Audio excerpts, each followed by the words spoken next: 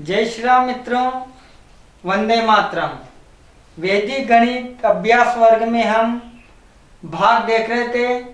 इसके पूर्व वीडियो में हमने सूत्र निखिलम और परावर्त सूत्र के द्वारा भाग करना सीखा है। इस वीडियो के माध्यम से हम ध्वजांक विधि के भाग करना सीखेंगे। इस विधि में सूत्र ऊर्ध्व तिर्यकभ्याम का प्रयोग किया जाता है। इसमें भाजक कोई भी संख्या हो सकती है। क्रिया विधि के रूप में हमने उदाहरण से स्पष्ट किया है। प्रश्न लिखने का तरीका निम्नानुसार है। तो हम देखते हैं, सबसे पहले यहाँ भाज्य लिखा जाता है और यहाँ पर संशोधित भाजक के रूप में हम लिखते हैं। जो ध्वजांक होता है वो थोड़ा इससे ऊपर हम लिखते हैं। यहाँ पर हमें भागफल और यहाँ हमें शेषफल प्राप्त होता है। यह हमारी ये वाली रेखा आड़ी रेखा कहलाती है और ये विभाजन की रेखा है। भाजक और भाज्य के बीच खड़ी रेखा हमने बनाई। तो इसी प्रकार हम देखते हैं कि उदाहरण के रूप में 457 में हमें 32 का भाग देना है। तो सबसे पहले जो 32, इसको हम संशोधित भाजक के रूप में लिखते हैं।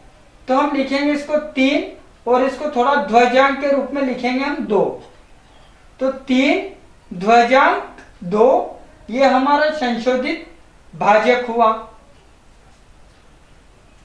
फिर हमारे पास 457 हमने यहां पर लिखा है। अब इसमें क्या करना है कि हमारे पास ध्वजांक 1 अंक में है। ध्वजांक 1 अंक में, इसलिए 1 अंक छोड़ करके हम एक लाइन खींच देते हैं। इसको विभाजन रेखा कहते हैं। तो इसमें सबसे पहले संशोधित भाजक का भाग दिया जाता है। तो हमारे पास यहाँ 4 हैं, तो हम 3 से भाग देते हैं। 3 एकम 3, तो हमने 1 यहाँ पर लिखा है।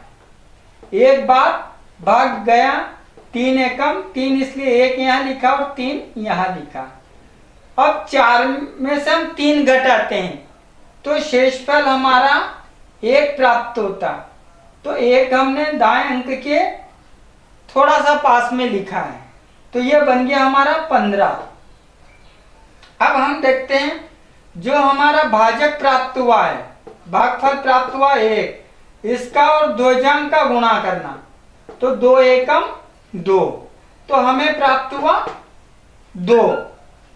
अब हमें इनको घटाना, तो 15 में से 2 गए तो हमारे पास बचते हैं 13।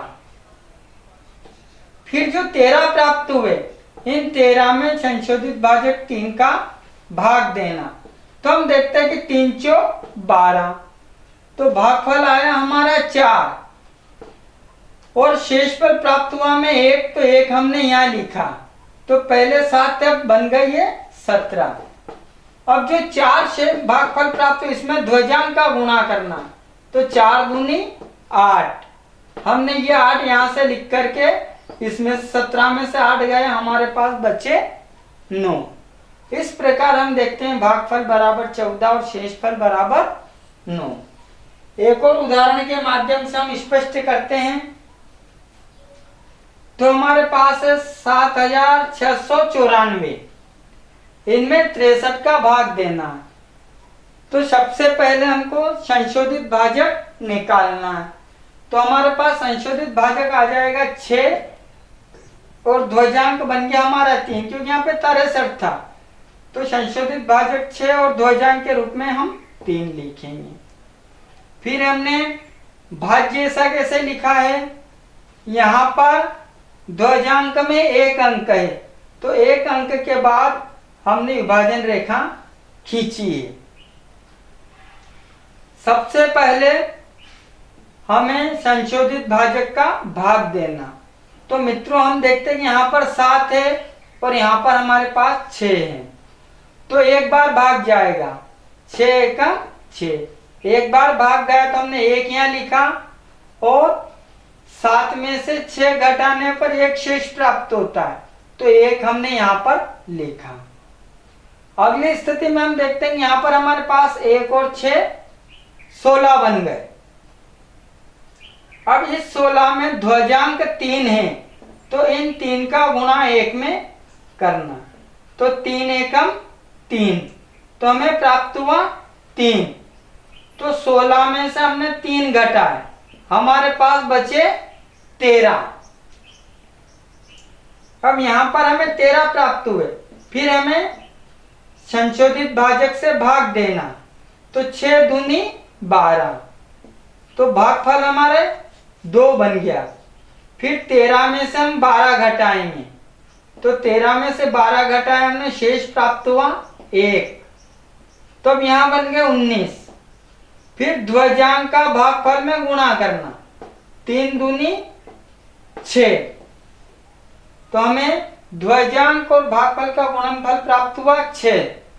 19 में से 6 को हमने घटाया, हमारे प्राप्त हुआ 13। 13 प्राप्त होने के बाद फिर संशोधित भाजक 6 का भाग देते हैं, तो 6 दूनी 12, तो हमें 2 बार भाग गया, तो 2 हमने यहाँ लिखा, और 13 में से 12 गए, 1 हमने यहाँ लिखा। तो इस प्रकार से यहाँ प्राप्त हुआ हमें 14। फिर ध्वजांक 3 का गुणा इस भाजक में, इसमें करना भागफल, तो 3 दूना 6, तो 6 मित्रों हमने यहाँ लिखा।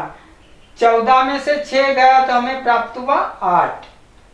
इस प्रकार हमारा भागफल 122 और शेषफल 8 हमें प्राप्त हुआ। तो आपको ध्वजांक विधि समझ में आई होगी।